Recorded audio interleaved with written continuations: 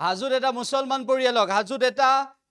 মুছলমান পৰিয়ালক আবদ্ধ কৰিছে সন্দেহজনক লোক বুলি কৈছে তেওঁলোকক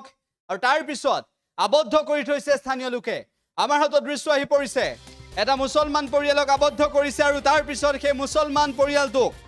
যিটো পৰিয়ালক আবদ্ধ কৰিছে এয়া সন্দেহজনক মিয়া লোক বুলি কৈছে একাংশই স্থানীয় লোকে কৈছে যে এয়া সন্দেহজনক মিয়া লোক আৰু সেইভাবে আবদ্ধ কৰি থোৱা বুলি কৈছে ইয়াৰ পিছত উত্তপ্ত পৰিস্থিতিৰ সৃষ্টি হৈছে পূৰ্ববংগীয় মিয়া পৰিয়ালক আবদ্ধ কৰি থৈছে স্থানীয় লোকে 8 জনীয়া এটি সন্দেহযুক্ত পূৰ্ববংগীয় মিয়া পৰিয়ালক আবদ্ধ কৰি থৈছে এই মিয়া পৰিয়ালটো সংস্থাপন দিবলৈ আহিছিল মুস্তাক নামৰ এটা দালালে এই অভিযোগ উত্থাপন হৈছে ৰাইজৰ হেঁচাত হাজোৰ ৰাজা বজাৰৰ মুস্তাক নামৰ সেই লোকজনক মূল মাষ্টাৰমাইণ্ড বুলি কৈছে এটা মুছলমান পৰিয়ালক এটা পূৰ্ববংগীয় মিয়া পৰিয়ালক আবদ্ধ কৰি থৈছে গুৱাহাটীৰ ভেটাবৰাস্থিত ভাড়াঘৰৰ পৰা নতুন দিহিনালৈকে সংস্থাপন কৰিবলৈ নিছিল এই মুস্তাক নামৰ লোকজনে 8 জনীয়া এটা পৰিয়াল আছিল 3,60,000 টকাৰ বিনিময়ত এই পৰিয়ালটোক দিহিনাত ভুৱা নথিপত্ৰৰে ভূমি ক্ৰয় কৰি দিছিল জনৈক ইছলাম উদ্দিনে ঘটনাস্থলী স্থানীয় ৰাইজ তথা দল সংগঠন উপস্থিত হৈছে আৰু ইয়াৰ পিছতে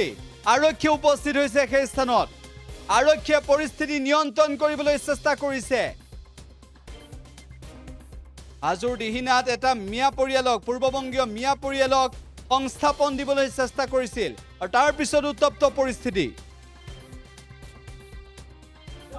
আপনার ঘর লই যাক আপনি মিয়া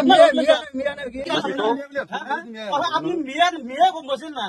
আপনি মিয়া বিয়ে করা বুঝছেন আপনি যেটা মিয়া নিরাপত্তা দিয়েছে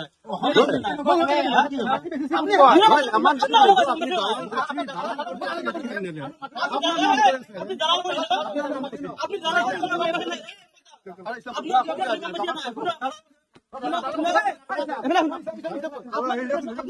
মাটি তো কেমন আপনি দালা করে দিয়েছেন দালা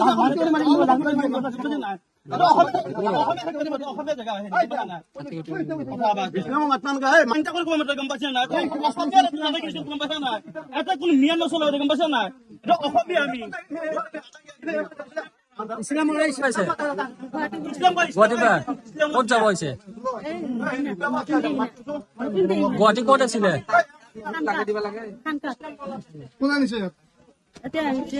আনিছে আপোনালোকক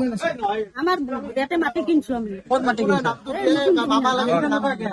হেৰি মুস্তাকিম মাটি নাকি আমাৰ একেলগতে আছিলো কেতিয়া মাটি কিনিছে আজি 3 বছৰে হলে তাৰপিছত আৰু গুৱাহাটী ক'ত আছিলে গুৱাহাটী ভাড়াত আছিলে ভাড়াত ক'ত আছিলে এই খানকাত নহয় নহয় খানকাত খানকা ওচৰত চিনি পায় আপুনি খানকাত থাকো হিজবাৰী খানকাত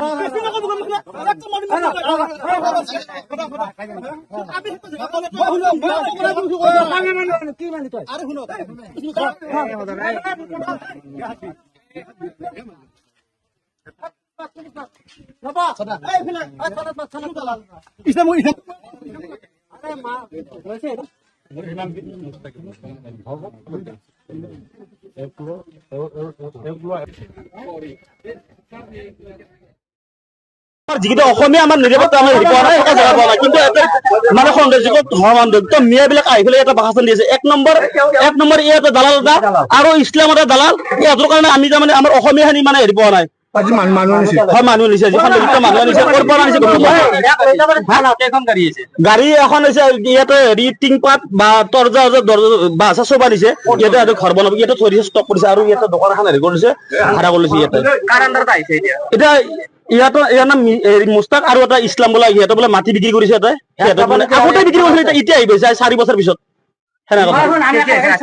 ৰাতি আহিছে ৰাতি 12 বজাত আহিছে কিন্তু আমি এতিয়া গম পাই পেলাই আমি ইয়াতে আহিলো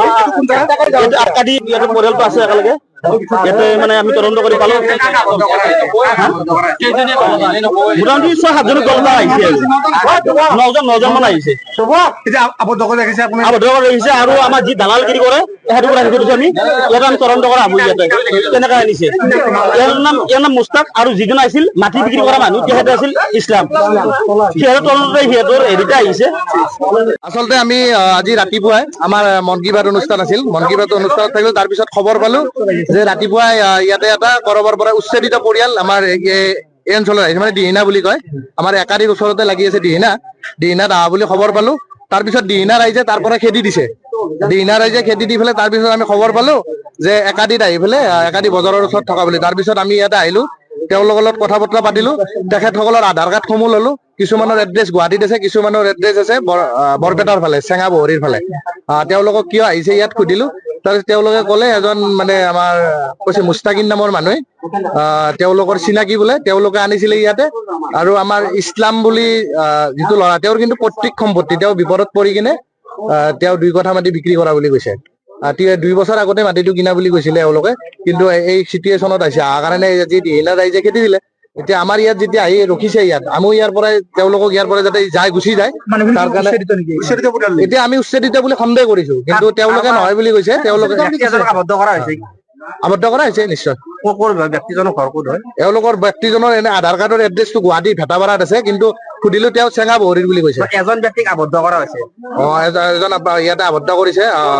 তেখেত কলিতাগুছি। কি দালাল কৰিছে এতিয়া তেওঁলোকেতো তেওঁক আনা বুলি কৈছে, মানে সেই যিজন মানুহ নৌচাদ নামৰ মানুহজন আহিছে তেওঁলোকৰ চিনাকি বুলি কৈছে, তেওঁলোকৰ থ্ৰু দি কেনে মাটিটো কিনা বুলি কৈছে। এওঁৰ লগতে ইছলাম বুলি যিজন মানুহ, তেওঁৰ পৰা মাটিটো তেওঁৰ পৈতৃক সম্পত্তি কিন্তু বিকিছে। এইটো কথা কি বুলি ভাবে এতিয়া আপুনি?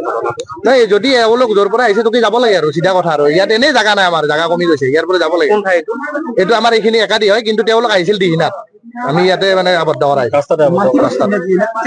দিহিনাত কিনছে একাধিত। কৈছিল যে অলপ মাটি আছে, মাটিখিনি বিক্ৰী কৰিবি নেকি? বিক্ৰী কৰিম গুৱাহাটীৰ পৰা।